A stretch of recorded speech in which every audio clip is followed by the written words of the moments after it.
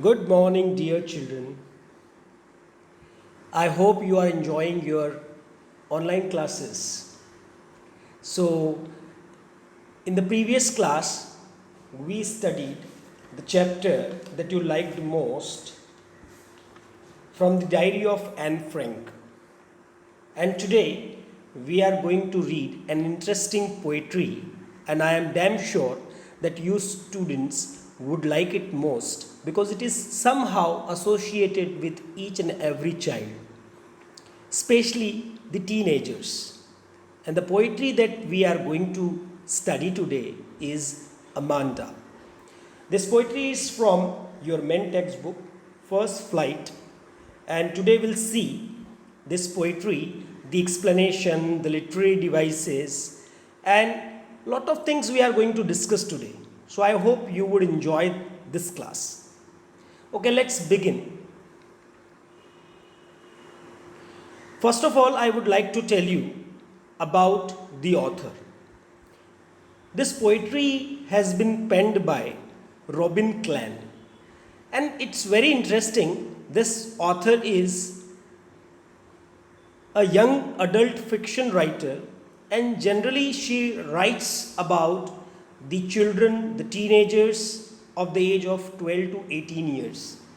And as you can see here in the slide, Robin McMuff is an Australian author of books for children. So mainly she writes for children.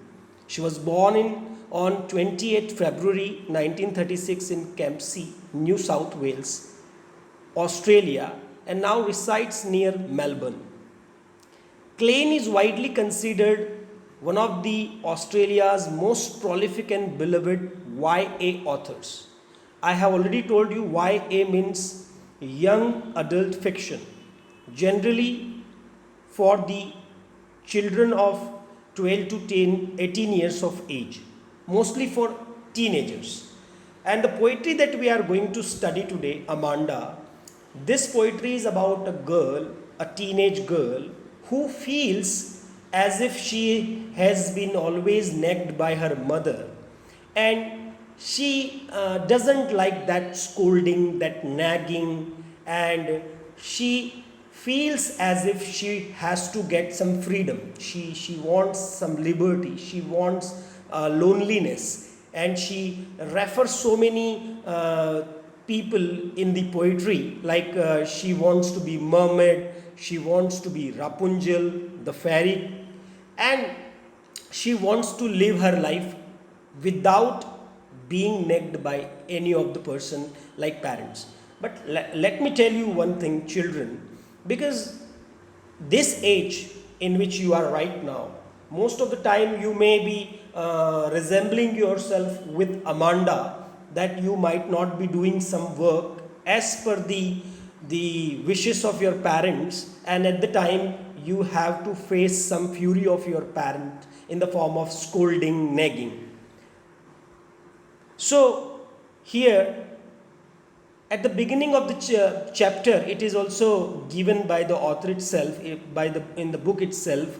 Every child feels that she is controlled and instructed not to do one thing or other. You might have seen, you might be feeling sometimes such kind of thing, that you don't want anybody to control you. You want freedom. You want to do everything that you wishes.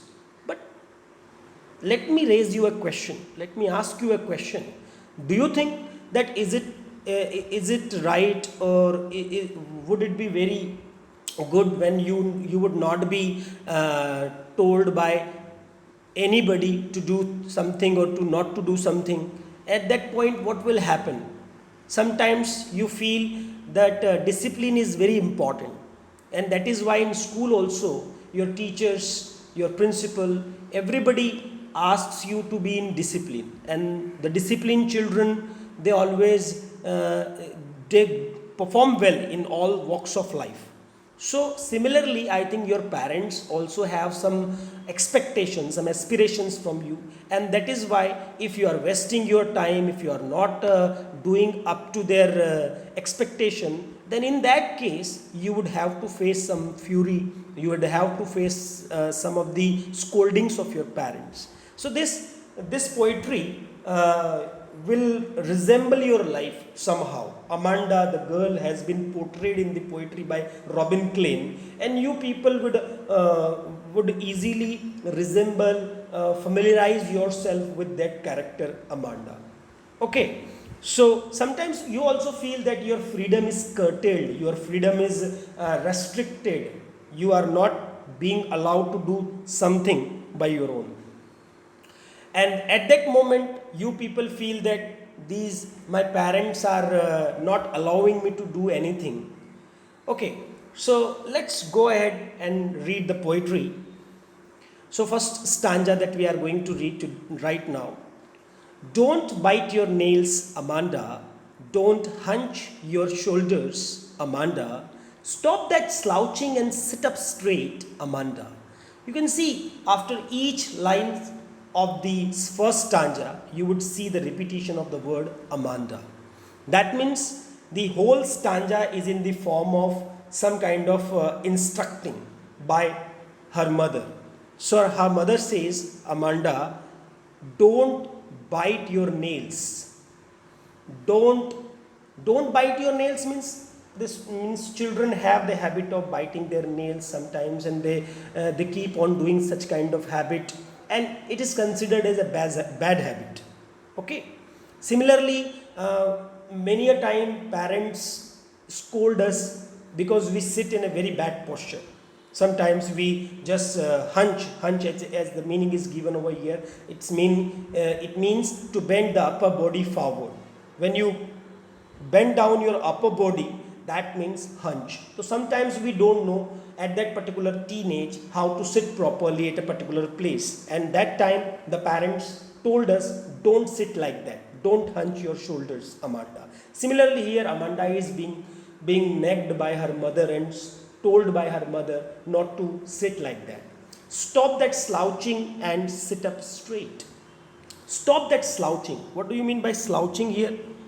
Slouching, can you understand the slouching? Slouching means to move lazily. Sometimes we are not active enough, we just move very lazily to do any task, and that is not at all liked by our parents. Parents don't like that thing, and that moment you are scolded, you are rebuked, you are reprimanded. So in the very first stanza you can easily understand that these words are told to Amanda by her mother, by her parent, you can say.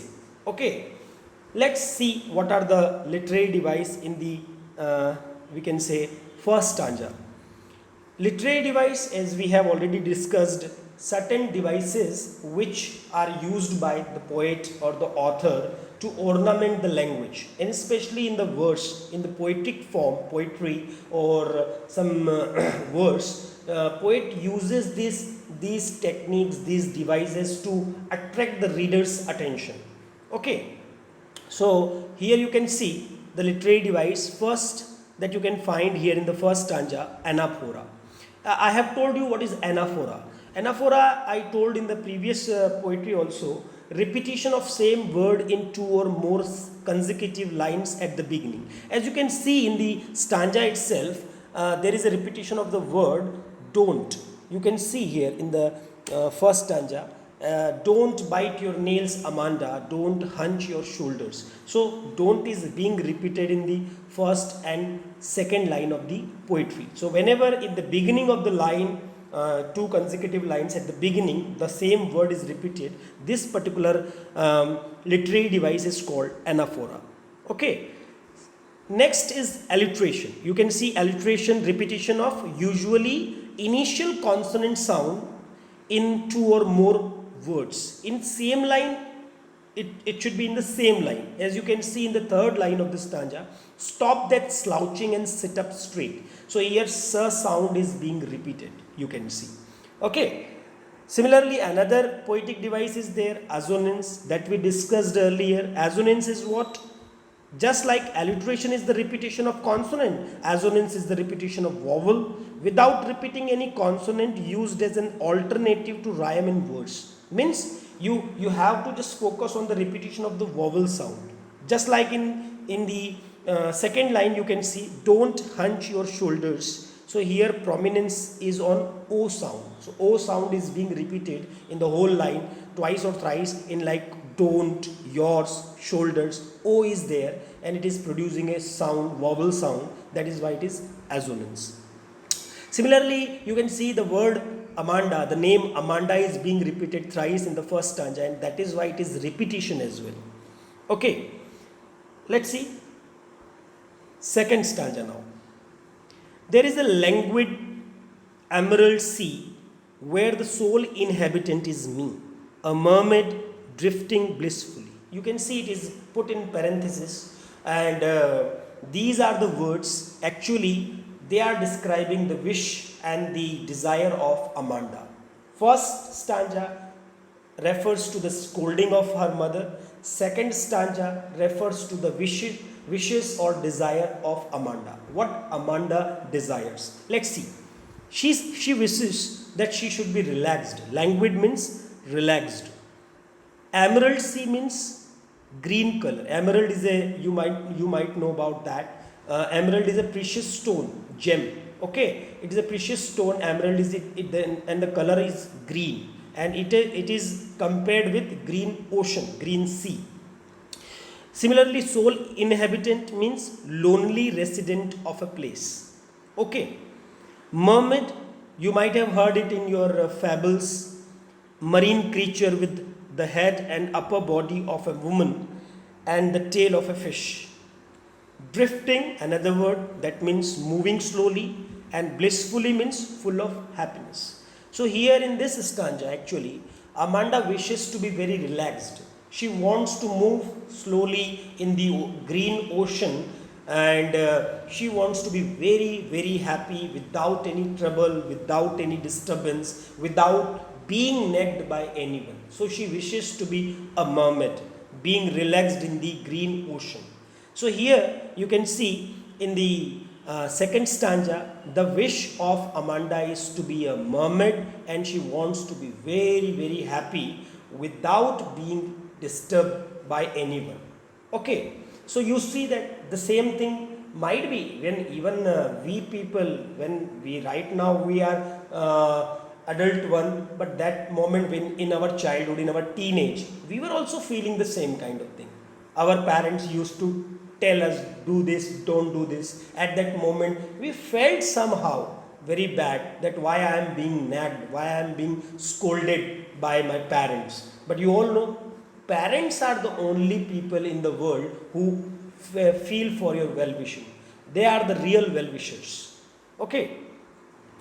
Let's see the literary devices of second stanza. Here you can find metaphor. Metaphor, what metaphor is, we also talked about in the previous poetry. Once again, I would like to tell you, a figure of speech in which a word or phrase literally denoting one kind of object or idea is used in place of another to suggest a likeness between them. You can see the comparison. Here the green emerald is compared with green ocean. The color of emerald signifies the color of sea. So it is a kind of comparison with the green ocean with the color. Okay, so the color is metaphorically used here. Okay.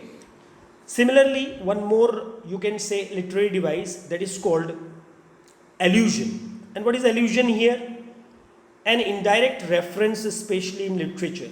There are so many references taken by the poets and authors in when they compose their poetry. So here you can also say that Robin Klein has used the reference of mermaid. So mermaid here is a reference, and that is why it is an allusion. Okay. Let's see the next stanza. Did you finish your homework, Amanda? Did you tidy your room, Amanda? I thought I told you to clean your shoes, Amanda. Once again you can see the nagging is going on. Her mother is telling her to finish her homework in time, and the same time she is asking to clean her room, and she also tells her that she must clean her shoes as well. She had told already to clean her shoes. but she didn't do that. And this is a very common practice. Whenever you come back from school, what happens at that moment? You just throw everything, your accessories here and there, and when parents see them, they are very angry. And at that moment, you just keep on doing the things. So here is the same thing. So tidy means to clean something.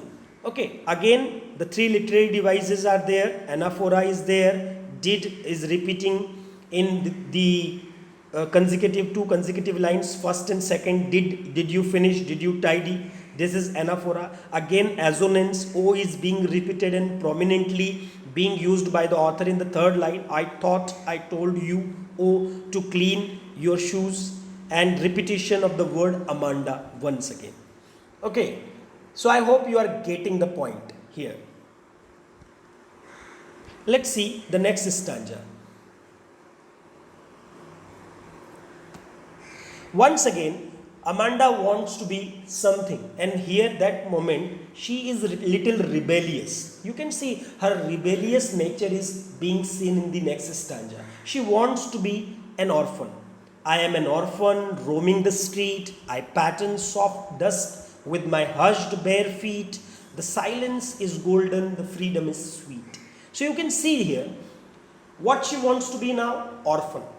How bad it would feel to a parent when the child says that she wants to be an orphan because of being troubled by the nagging and scolding of the parents. It feels very bad. But she wants to be an orphan. And what do you mean by orphan? Orphan means a child deprived by death of parents. A child whose parents are no more will be considered as orphan. Roam means wander here and there purposelessly without any work. Hushed means quiet. Bare feet means without wearing any footwear. And you have to understand this stanza very importantly. What? Because she wants to be an orphan and she wants to roam in the street without being disturbed by anyone. She wants to make patterns on the soft dust and with a very quiet attitude, with quietness, and she doesn't want to wear any footwear. She wants to keep her feet bare. Bare means without wearing anything. And at that moment she feels that silence is golden and the freedom is sweet, because she wants silence. Because every time she is sitting somewhere, her mother is telling do this, don't do this, do this, don't do this, and she is irritated. And that is why you can see here here it is written, the silence is golden. She loves silence and she is comparing silence with gold. And similarly the freedom she is calling sweet. Okay, so in this stanza you can easily understand that what she wants. Again in this particular stanza, the silence is golden and the freedom is sweet is metaphor. The silence is being compared with gold and freedom is compared with sweet. So this is the metaphor over here, literary device used. See the next stanza. Again, see the next stanza. What does the next stanza says?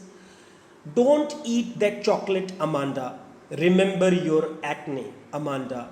Will you please look at me when I'm speaking to you, Amanda? See, here, mother is telling don't behave very indifferently, Amanda.